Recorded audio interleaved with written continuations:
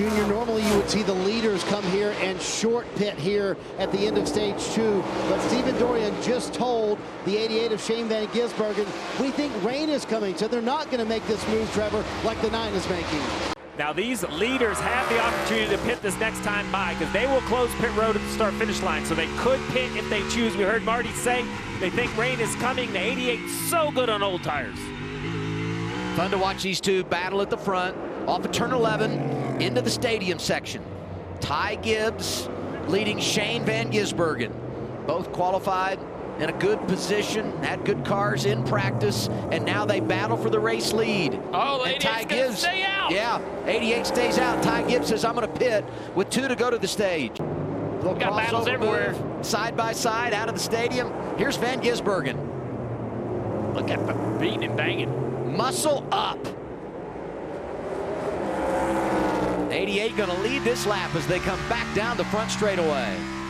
Here's the lead change as the 20 gets a little wide out of turn 11. Shane's going to dive down into the corner and force the position. Slick move, right? Yeah. I mean, you really nothing the 20 can do. I mean, you can't go into that corner shallow and defend it every single time. You have to take a good arc to make that corner. That allows Shane just to force the pass. So let's just see exactly how long the 88 is in his pit box if he does in fact pit this time. You see Gibbs has knocked it down to just over 5 seconds. Got another chunk of time on the 88. Here he is, jumps onto pit road all the way around to the yellow line right there. Does a nice job getting on. Now they will have to wait on fuel. You would love, if you're a Shane Van Gisbergen fan, you want to see a 14.5-second pit stop. You get over 14.5 seconds, there's a chance the 54 could jump you on pit road. The other thought here, don't make mistakes. You cannot speed in this situation, Marty.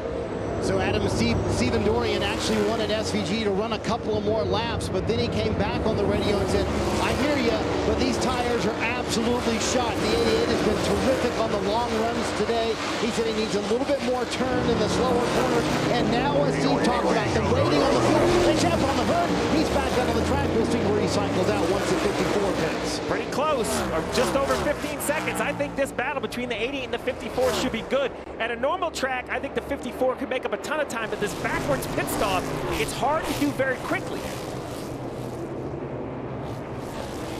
Now, for the 54, a caution would be the end of the day because the 88 has enough fuel and the 54 would still have to pit. So now, how long does Gibbs dare to stay out? Caution is out. The game has changed. The game has changed. The one thing that couldn't happen for the cars who had yet to pit, specifically the 54 of Ty Gibbs, was a yellow flag. The yellow is out. 11 cars have come to pit road. They will stay out. Ty Gibbs will lose all the track position. Let's take a look exactly what brought the yellow out, Adam. Yeah, the 77 looks like he gets turned around on the nose of the 4 Gregson, possibly. And then the car stalls. He sat there for multiple seconds trying to get that car refired. NASCAR had no choice. That's a blind corner. Execution is key. Can't afford a penalty here. You don't want to lose any more track position. Ty Gibbs maintains of those that made a pit stop. +2 for Chase Elliott.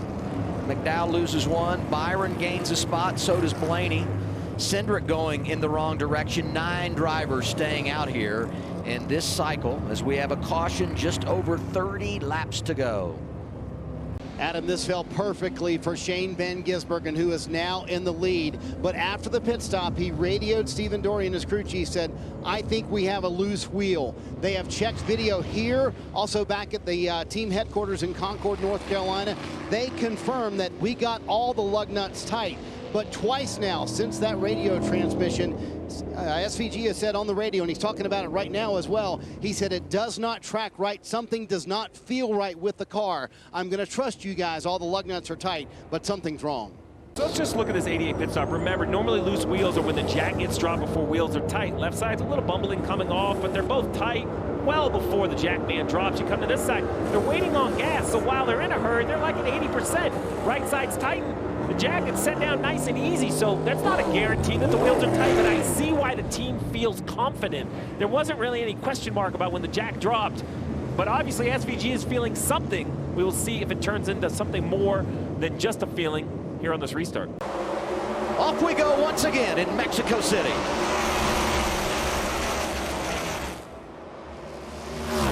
Christopher Bell was able to get the lead from the last restart. Again, neck and neck with SVG down into turn 1. Bowman out of line, looking inside a little bit there. Van Gisbergen managing nicely as he gets in. Bowman comes through. Look at Briscoe getting aggressive at the 19, and he hit the tire barrier. Oh, the 11's almost spinning around. Truex back there, he gets straightened out. Several drivers coming across the grass. It's just a free-for-all coming off of turn 3 here. These restarts absolutely out of control. First points-paying race for the Cup Series outside the U.S. since 1958. And an international driver in position to go get the checkered flag. SVG, 36 years old, from Auckland, New Zealand. Had the lead late at Watkins Glen and was taken back by Chris Buescher. And I wondered if they had all caught up. Dale, you mentioned it a few times, to come to a brand new racetrack, and I think the 88 and SVG right here is kind of putting his exclamation point on. You might have caught up at certain tracks, but a track like this, he's still, without a doubt, head and shoulders above the field on just pace. Here he is into the stadium, portion of the course for the final time. Take it slow and easy with the lap traffic.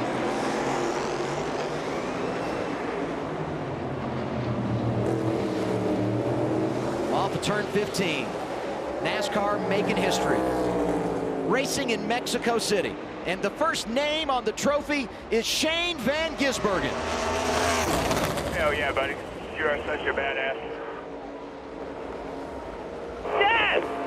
Nice job, guys. That's amazing. Thank you. Awesome.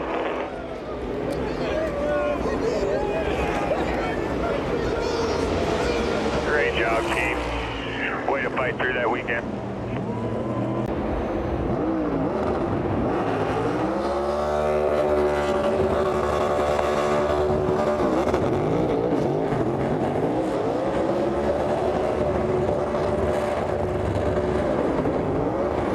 Going to do a burnout right here in front of everybody in the stadium.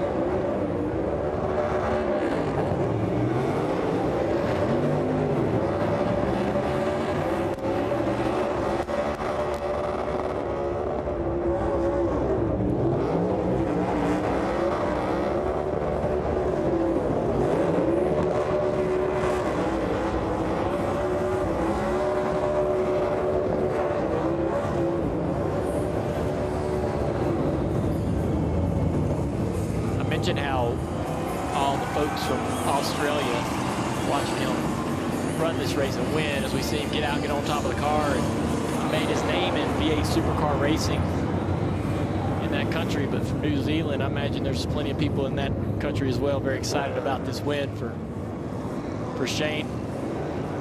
It's been a good few weeks for Trackhouse too. His teammate comes up, Dan That's Suarez. great. Yesterday's winner. A great weekend for Trackhouse. Yeah, great weekend for Trackhouse, and you think about the last 4 weeks. Ross Chastain wins the Coke 600, and now Shane Van Gisbergen, 2 of their 3 drivers locked into a playoff position. Shane Van Gisbergen with a special celebration, the kick of the footy into the stands, and it makes the picnic area. Congratulations, Trackhouse Racing and Shane Van Gisbergen. That's a souvenir to take home and put on display.